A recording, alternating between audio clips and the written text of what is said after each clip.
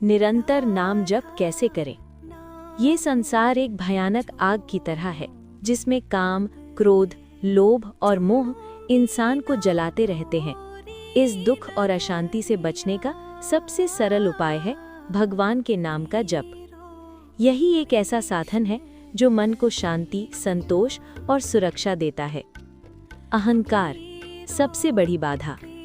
भगवान की कृपा तो हर समय बरस रही है, लेकिन हम उसका आनंद नहीं ले पाते क्योंकि हमने अपने ऊपर अहंकार की छतरी तान रखी है।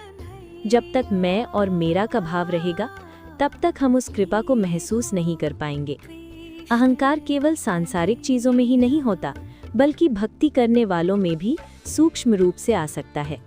इसे मिटाने का सबसे अच्छा तरीका है गुरु की सेवा और समर्पण।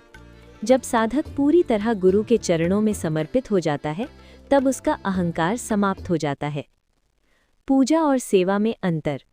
पूजा अपनी इच्छा से भगवान को कुछ अर्पित करना और बदले में सुख की कामना करना, इसमें स्वार्थ हो सकता है। सेवा अपनी इच्छाओं को छोड़कर भगवान या गुरु की इच्छा के अनुसार कार्य करना, इसमें पूर्ण समर्पण होता है। सच्ची सेवा में इतनी शक्ति होती है कि वो भगवान को भी अपने भक्त के अधीन कर देती है। पूजा कोई भी कर सकता है, लेकिन सेवा वही कर सकता है जो खुद को पूरी तरह समर्पित कर दे। अनन्य भक्ति, एक निष्ठता। भक्ति का असली अर्थ है केवल अपने इष्ट देव में ही मन लगाना और किसी अन्य में नहीं भटकना। जैसे तुलसीदास जी का उदाहरण मिलता है, उन्होंने श्री कृष्ण के रूप की प्रशंसा तो की, लेकिन प्रणाम तभी किया जब वे राम के रूप में दिखे। ये दिखाता है कि उनकी भक्ति कितनी एकनिष्ठ थी। नाम जप की शक्ति।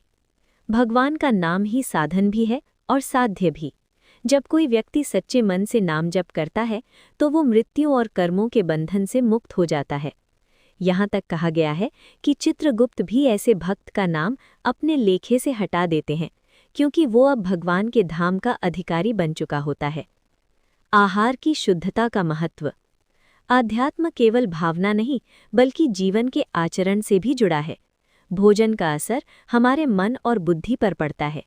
बाहर का खाना या अशुद्ध भोजन मन को दूषित करता है। जैसा भोजन, वैसी सोच और वैसा ही व्यवहार बनता है। इसलिए साधक को शुद्ध और सात्विक भोजन करना चाहिए। जीवन की अनिश्चितता। मृत्यु कभी भी आ सकती है। हमें ये नहीं पता कि अगली सांस आएगी या नहीं। इसलिए हर पल को महत्वपूर्ण मानकर भगवान का स्मरण करना चाहिए।